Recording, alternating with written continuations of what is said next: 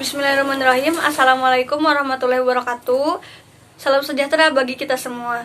Saya Salama dengan NPM 1012036, kelas E3, Prodi S1 Manajemen di Universitas Teknologi Digital atau Digitek University.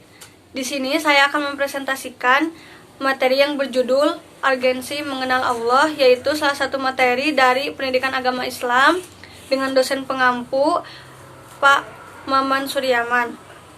Berikut penjelasannya. Urgensi mengenal Allah.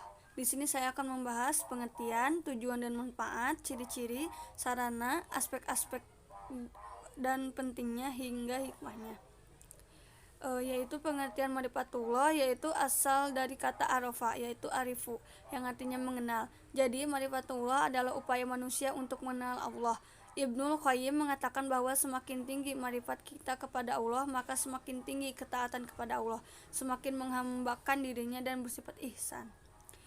Yaitu terdapat dalam surat Ar-Rahman yang artinya sesungguhnya dalam menciptakan langit dan bumi dan silih bergantinya malam dan siang terdapat tanda-tanda bagi orang-orang yang berakal, yaitu orang-orang yang mengingat Allah sambil berdiri atau duduk atau dalam keadaan berbaring, dan mereka memikirkan tentang penciptaan langit dan bumi seraya berkata, ya Tuhan kami, tidaklah Engkau menciptakan ini dengan sia-sia, maka suci Engkau, maka pelihara kami dari siksa neraka.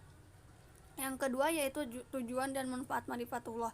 Tujuannya yaitu adalah untuk mengetahui tujuan hidup yang sesungguhnya, sedangkan manfaat ma'rifatullah yaitu hamba yang mengenal Allah Subhanahu wa taala akan senantiasa lapang, senang dan hidup dalam rentangan panjang antara sabar dan syukur. Yang ketiga, ciri orang yang ma'rifatullah yaitu hamba yang ma'rifatullah dirinya tidak takut dan tidak bersedih hati dengan urusan duniawi. Karena itulah kualitas ma'rifat seseorang dapat diukur saat ada rasa cemas dan takut kehilangan duniawi. Yang keempat yaitu sarana ma'rifatullah, yaitu akal sehat, mengenal nama-nama Allah. Yang ketiga, sifat Allah. Terdapat dalam surat Al-Isra ayat 110, yaitu artinya serulah Allah atau serulah Ar-Rahman, dengan nama-nama yang mana saja engkau seru. Dia mempunyai Al-Asma'ul Husna, yaitu nama-nama yang terbaik. Dan janganlah kamu mengeraskan suaramu dalam salatmu, dan janganlah pula merendahkannya, dan carilah jalan tengah di antara kedua itu.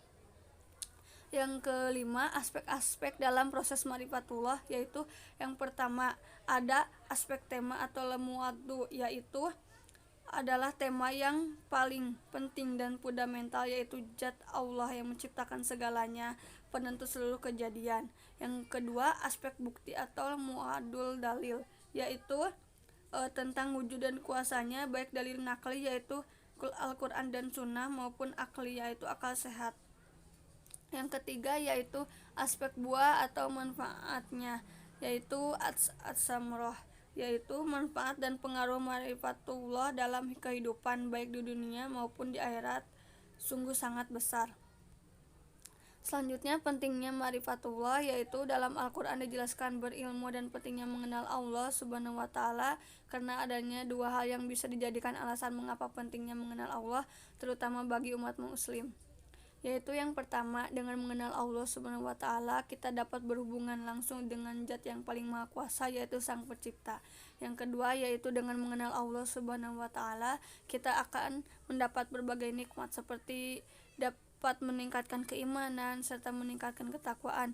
Alhasil dengan ketakwaan tersebut kita memperoleh keberuntungan dan kemenangan.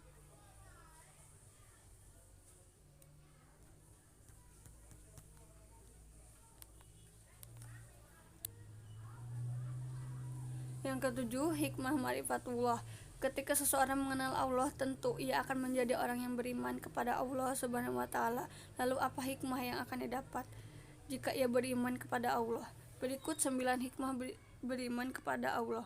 Yaitu yang pertama, menjadi tenang, mendapat bimbingan dari Allah Subhanahu wa taala, mempunyai rasa kasih sayang yang tinggi, diampuni dosanya dan mendapat pahala besar, diberi kemudahan hidup, mencegah perbuatan syirik, rasa bersyukur bertambah, ketaatan kepada Allah bertambah, dan yang terakhir mendapat kebahagiaan sesungguhnya. Sekian dari saya. Wassalamualaikum warahmatullahi wabarakatuh. Sekian yang bisa saya sampaikan. Mohon maaf bila ada kesalahan. Semoga video ini bermanfaat. Wassalamualaikum warahmatullahi wabarakatuh. Terima kasih.